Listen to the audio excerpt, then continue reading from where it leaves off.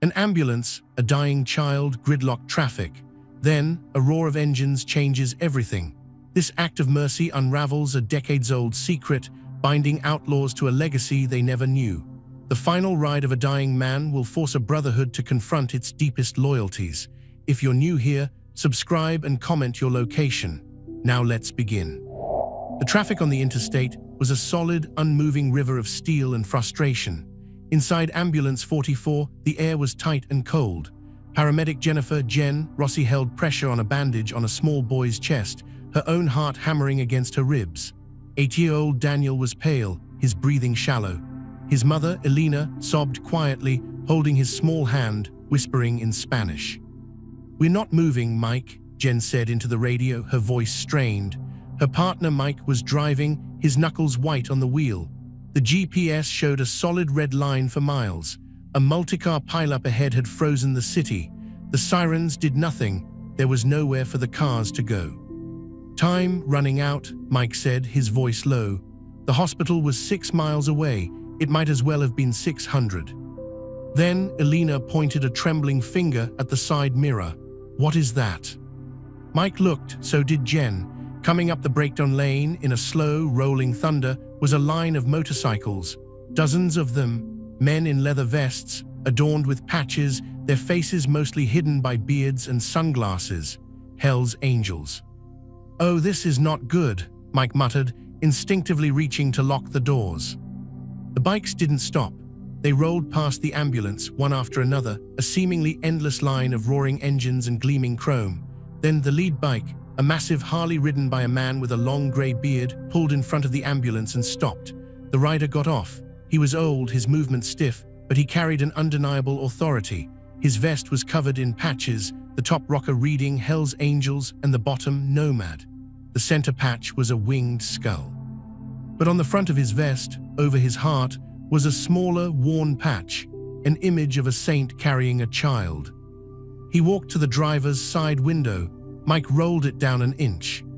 "You got a kid in there who needs to get through?" the old man asked. His voice was gravel, worn smooth by decades of smoke and road. Mike just nodded, too stunned to speak. The old man nodded back. He turned and gave a sharp hand signal. Instantly, the formation of bikes changed. They split, moving into the spaces between lanes of stopped cars. They didn't ask. They just positioned themselves.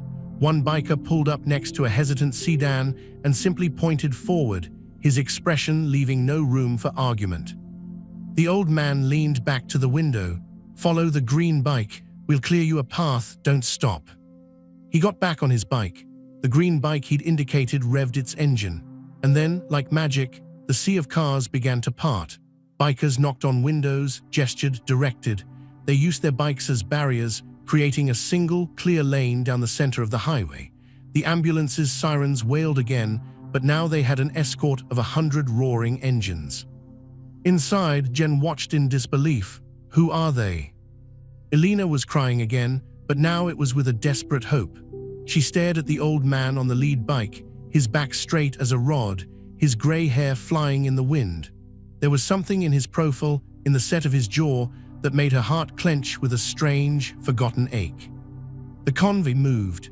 They weaved through the frozen traffic at an impossible speed. Cars squeezed aside, drivers gawking, phones held up to record the unbelievable sight.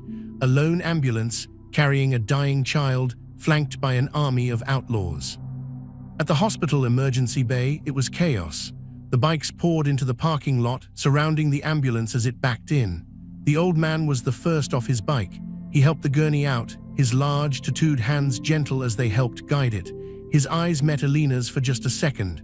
In them, she saw a storm of pain and a deep, deep kindness. He gave a single, almost imperceptible nod.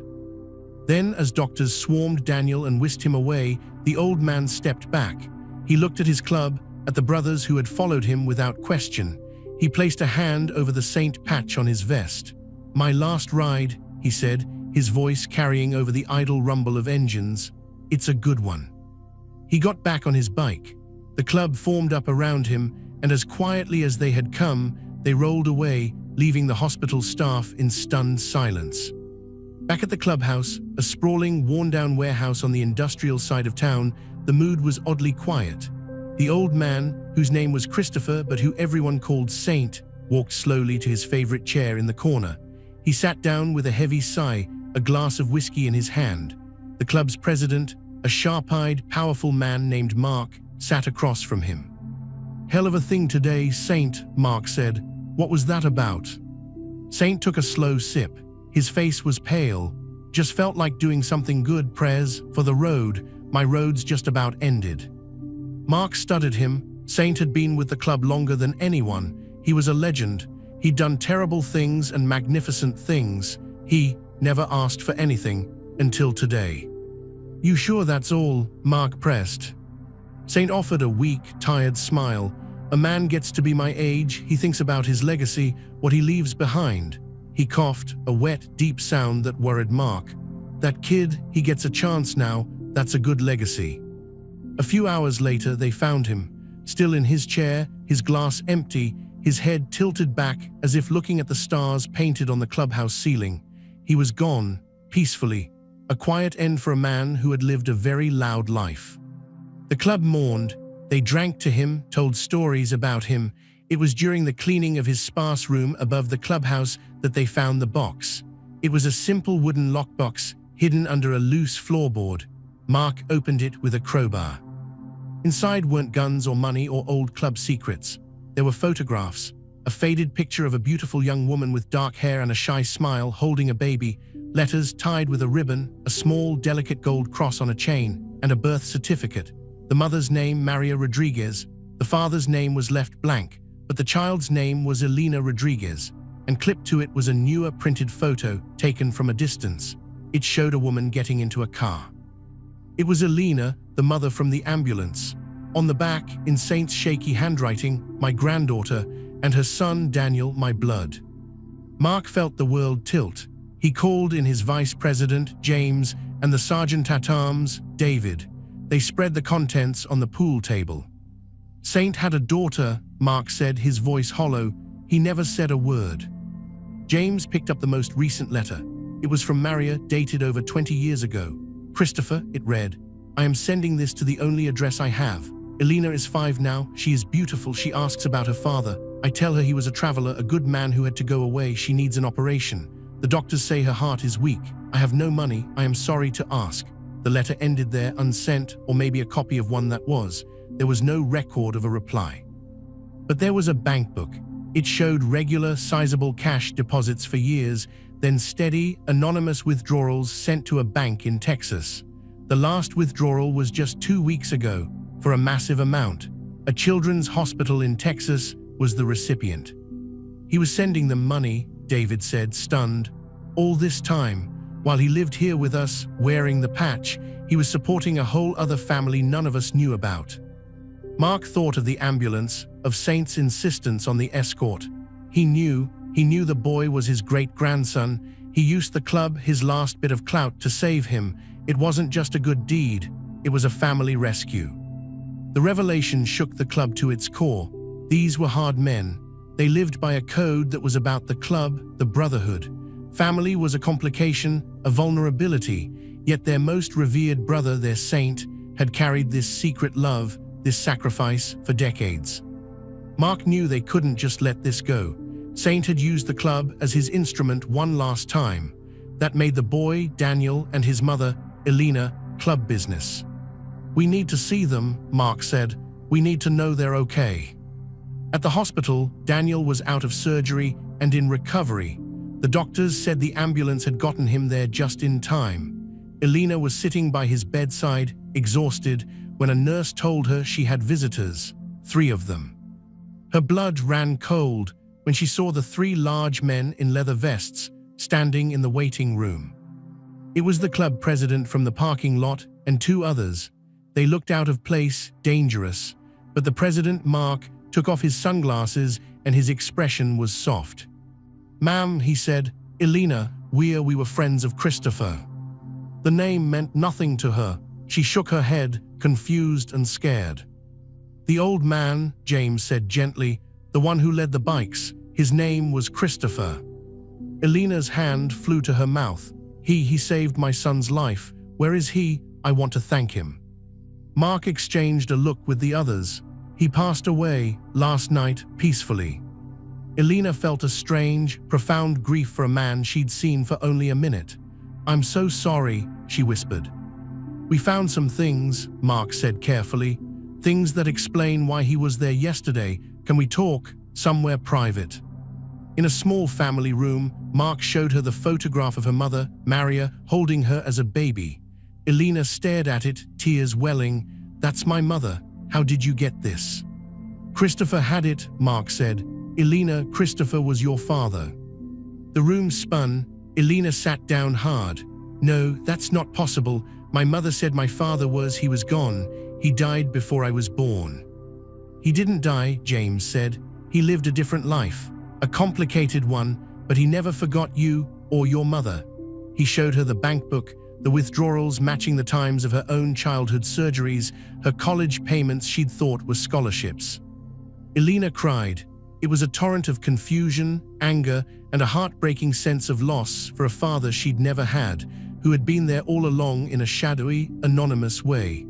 Why didn't he come? "His life, our life, it's not safe," Mark explained. "Having a family, it's a target. He loved you by staying away, by providing from a distance. He protected you the only way he knew how." Then she understood. The escort, the fierce, determined look in the old man's eyes. He knew about Daniel. He knew he was his grandson. "Great-grandson," Mark corrected softly. "Yeah, he knew, and he used everything he had left to get him here." The club started checking in.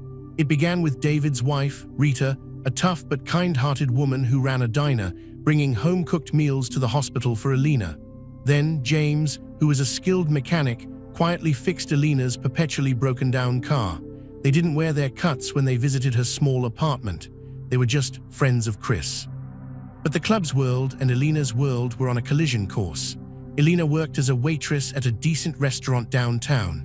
One night, a group of men from a rival club, the Vipers, came in. They were loud, rude, and when one of them grabbed Elena's arm, she pulled away, spilling a drink. The man got angry. From a corner booth, Mark and David watched. They'd come to check on her unofficially. Mark stood up. He didn't say a word. He just walked over, placed himself between Elena and the Viper and stared. David flanked him. The message was clear. The Vipers recognized the faces, even without the leather. They cursed, but they left, throwing money on the table. Later outside, Elena was shaking. "Thank you, but that was because of him, wasn't it? Because of Christopher." "It's because your family," Mark said simply. "Like it or not, that's how it is now." But this drew attention. The Vipers now knew the Angels had an interest in a civilian woman. It was a weakness they could exploit. Meanwhile, a different kind of tension was brewing within the club.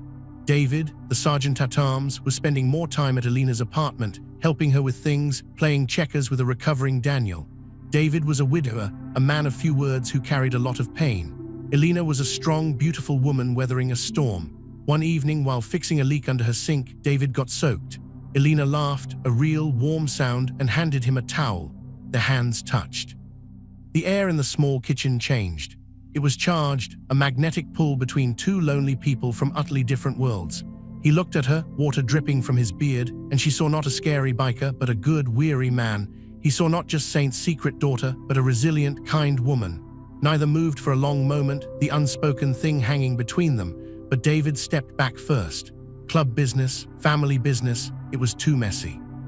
He left with a mumbled goodbye, but the memory of that moment lingered for both of them. The Vipers made their move. They followed Daniel's school bus. They took pictures of Elena's apartment. They wanted to pressure the Angels to find a chink in their armor. Mark found out through his network. He was furious. This was exactly what Saint had tried to avoid for decades. He called a church meeting, a club vote. The topic, what to do about Elena and Daniel. "We can't be their full-time bodyguards," argued Paul, the club treasurer. "We have businesses to run, operations. We start playing daycare, we look weak. The Vipers will eat us alive." "He was our brother," James fired back. "He saved all our asses more times than I can count. He asked for one thing on his deathbed, to save that boy. You want to just walk away from his blood. He didn't ask us to adopt them, Paul said. He did his last ride, it's done. David, who had been quiet, stood up. The room fell silent. I was with Mark when we told Alina who her father was. You should have seen her face. She's not asking for anything. But Saint, he left them to us. He trusted us with his heart, the only heart he ever showed. If we turn our backs, then what the hell was this patch ever for? The vote was tense, but in the end, the Brotherhood and the ghost of Saint Christopher won. They would protect them, but not as distant guardians. They would bring them into the fold safely. Mark devised a plan. Alina's landlord was convinced to break her lease. A new house became available in a quiet, secure neighborhood. It just so happened that the neighbors on one side were James and his family, and on the other was Rita's sister. The club owned the houses. Daniel's new school had a fantastic after-school program funded by an anonymous donor. Alina was offered a new job as a bookkeeper for a series of auto shops the club had legitimate interests in. It was a real job with good pay, and she was good at it. It was a gilded cage, but a safe one. Alina struggled with it. She was grateful, but she felt controlled. One night, she confronted David, who was painting her new fence. I feel like I've traded one kind of danger for another, she said, her arms crossed. I'm living in a house you own, working for your friends, with your people all around me. Where's my life, David? He put down the paintbrush. Your life is safe. Your son's life is safe. That was your father's only wish. Is it perfect? No. But the other option, the men who are hassling you at work, they're not just rude customers, Alina, they're predators. And now they know you matter to us, which makes you a target. So I'm a prisoner for my own good, she said, her voice cracking. He stepped closer. The charged energy was back. You're not a prisoner. You can walk away anytime. We'll even give you money, set you up somewhere far away. But if you stay, he looked down, his voice dropping. If you stay, you have a family, a messed up, crazy, dangerous family, but a family that will die for you and that boy, just like he did. Alina looked into his eyes and saw the truth, and she saw something else, something that made her breath catch. She didn't move away. The moment was shattered by the roar of motorcycles. Not their motorcycles, Viper motorcycles, 3 of them, rolling slowly down the quiet street. David's body went rigid. He pushed Alina gently but firmly towards the house. Inside, locked the door, called James, now. The Vipers stopped at the curb. Their leader, a man named Vince, smirked. Hey, David, pretty domestic, didn't know you gardened. What do you want, Vince? David's voice was cold steel. Just paying a social call, heard the Angels have new priorities. Vince looked pointedly at the house. Cute place, must be nice to have a quiet family street, be a shame if something happened to disturb the peace. It was a direct threat. David took a step forward, his fists clenched. You touch one leaf on this street, Vince, and it won't be a war, it'll be an extinction. You understand me? This is off limits. This is sanctuary. Vince laughed, but it didn't reach his eyes. He'd seen David's fury before. Saint's ghost got you all soft, huh? We'll see. They revved their engines and sped off. But the message was received. The shield was up. Alina was now officially under the protection of the Hell's Angels. And David knew the price of that protection was eternal vigilance and possibly war. Back inside, Alina was pale. What does this mean? It means, David said, looking out the window at the peaceful, club-owned street, that you're one of us now, for better or worse. He turned to her. And it means I'm not leaving tonight. I'll be on the couch. Alina nodded, her fear mingling with a strange sense of belonging. She looked at Daniel, sleeping peacefully upstairs, unaware of the men in leather who now stood between him and the world. She thought of the old man on the motorcycle, her father, who had spent a lifetime away to keep her safe, only to use his final breath to guide her into the heart of his other, dangerous family. The legacy of Saint Christopher was not just a saved life. It was a complicated, dangerous, and fiercely protected new future. And as David settled on the couch, a gun within easy reach, Alina realized her father's last ride had only just begun for the rest of them. The quiet on the street was a lie. Everyone felt it. David spent the next 3 nights on Alina's couch. They didn't talk about the tension in the air or the way he looked at her when he thought she wasn't watching. Instead, they talked about normal things. Daniel's school project, a funny movie. David told a story about Saint Christopher fixing a bike with nothing but chewing gum and a prayer in the middle of the desert. Elena laughed, and the sound filled the house with a warmth it had been missing. But the outside world was cold. Mark had doubled patrols. Club members took turns in unmarked cars, watching the neighborhood. James's wife, Lucy, made a point of walking over every afternoon with her kids to play with Daniel, a living shield of normalcy. The Vipers were watching too. They were testing, probing, a slash on the tires of James's truck, a brick through the window of the auto shop where Elena worked. Small, nasty acts. They wanted a reaction. Mark refused to give them one in anger. Instead, he gave them a message. He found where the Vipers' sergeant-at-arms, a weaselly guy named Finn, liked to drink alone. Mark walked into the bar, sat beside him, and ordered a water. "Your boss is making stupid choices," Mark said, his voice conversational. "He's poking a bear over a bone the bear didn't even know it had. Now the bear knows, and the bear is very protective of that bone." Finn sneered, "It's just a woman and a kid." Mark turned his head slowly. "No, it's my brother's blood. You tell Vince this, the old rules are back.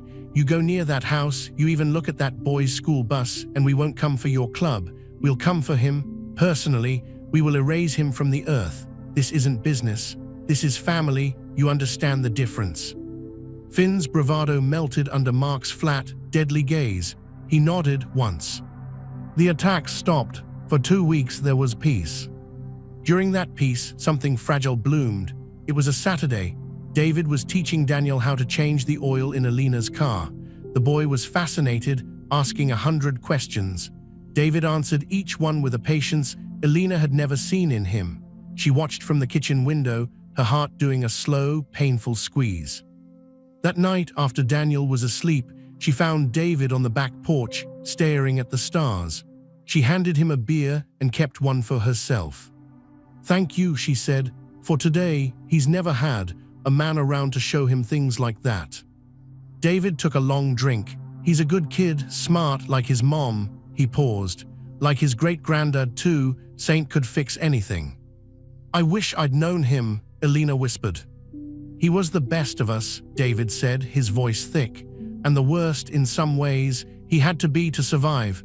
But the core of him, it was good. He proved that with you." Elena turned to him. The porch light caught the silver in his beard, the hard lines of his face that had softened over these weeks. "Why are you doing this, David? Really? You could be at the clubhouse. You could be anywhere else." He looked at her then, really looked, and all the walls were down. "Because when I look at you, I see the life he gave up, the good life, and I want to protect it, not just for him, for me." He reached out slowly and brushed a strand of hair from her cheek. His fingers were rough, calloused, but his touch was feather-light. The air between them crackled, heavy with everything unsaid. She leaned into his hand, just a fraction. It was an answer. He closed the distance. The kiss wasn't gentle. It was hungry, full of years of loneliness and sudden, terrifying hope. It was the kiss of a man who lived in a violent world and a woman who'd known too much loss, finding a desperate kind of salvation in each other.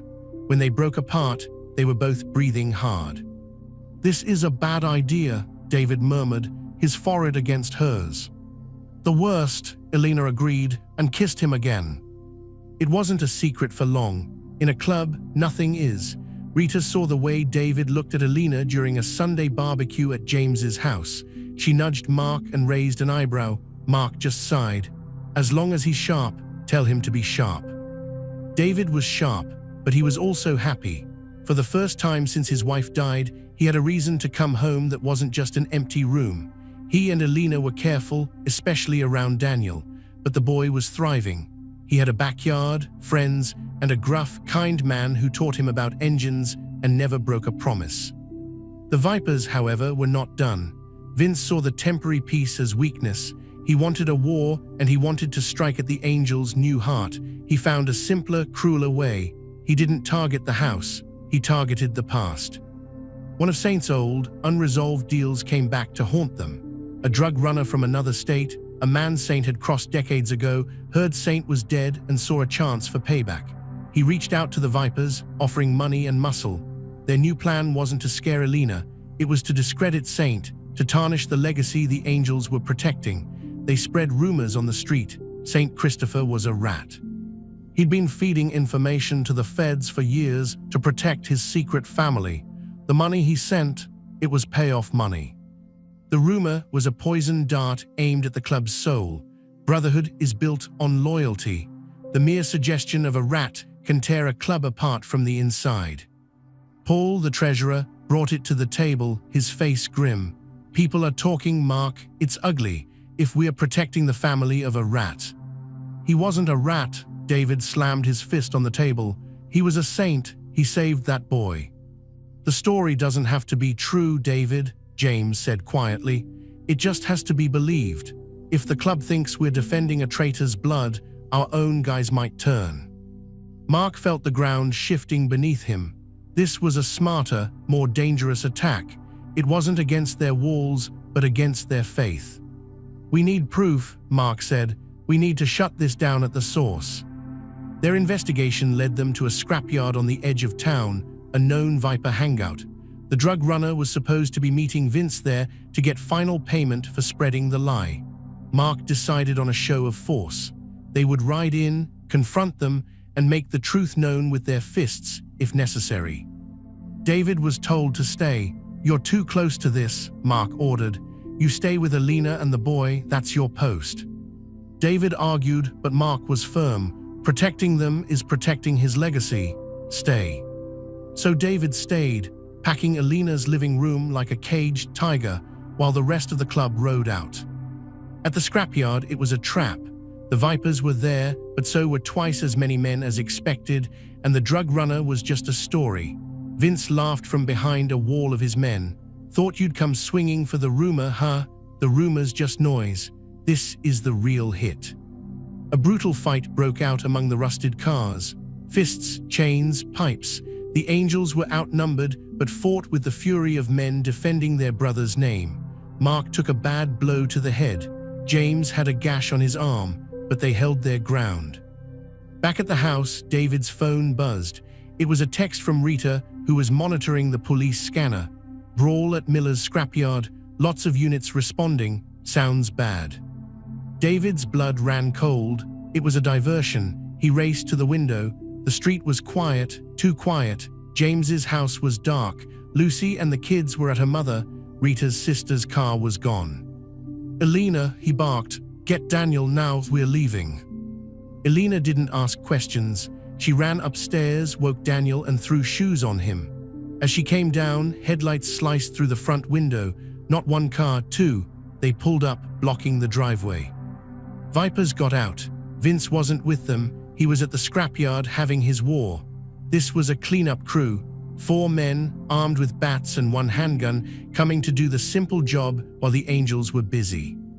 Back door, David whispered, shoving them toward the kitchen. He grabbed a heavy cast-iron skillet from the stove. It wasn't much, but it was something. They slipped out into the dark backyard just as the front door splintered open. David pushed Alina and Daniel toward the high wooden fence. Over, run to the blue house on the next street. Tell them David sent you. Go. I'm not leaving you, Alina hissed. You have to, he said, his eyes wild. For him, for Daniel G.O. He turned as the first Viper crashed through the back door. David swung the skillet. It connected with a sickening crunch, and the man went down. Another came at him with a bat. David dodged, the bat smashing into the patio table. He fought with a silent, desperate fury. This was his home. This was his family. He was not letting them take it.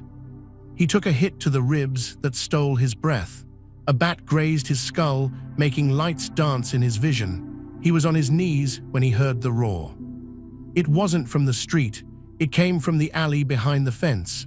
The distinct, thunderous roar of Harley-Davidsons, a lot of them. The Vipers froze. Over the fence came Mark, his face bloody, followed by James, Paul, and 5 other brothers. They hadn't come from the scrapyard.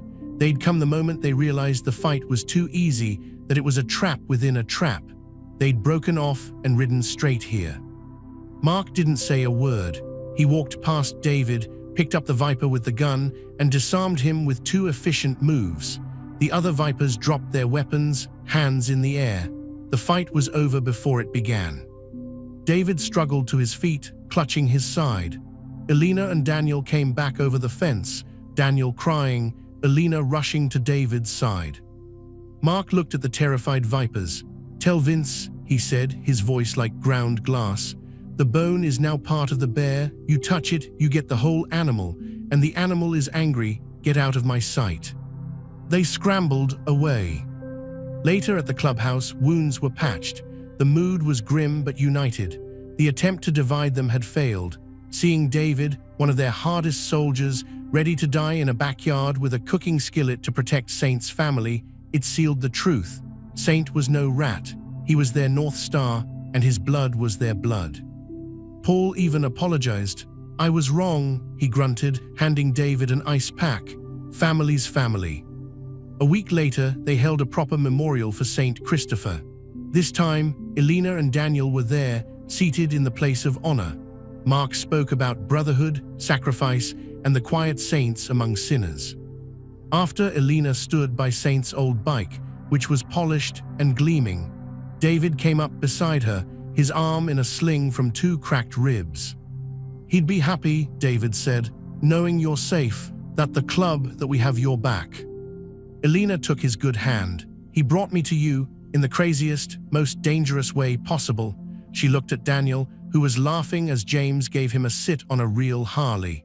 "He gave me a father, even if it was only for a minute, and he gave Daniel uncles, and maybe more." David smiled, a real, easy smile. "So what now?" "Now," Elena said, leaning her head on his shoulder, "we live. Carefully, but we live." And they did. The club didn't give up its empire. It just expanded its borders to include a quiet house, a good woman, and a little boy who called the toughest men in town his uncles. David and Elena built a life, a strange, beautiful life woven into the fabric of leather and loyalty. And sometimes, on the anniversary of that day, 100 Hell's Angels would go for a quiet ride. They'd pass the hospital, then ride out to the cemetery where St. Christopher was buried.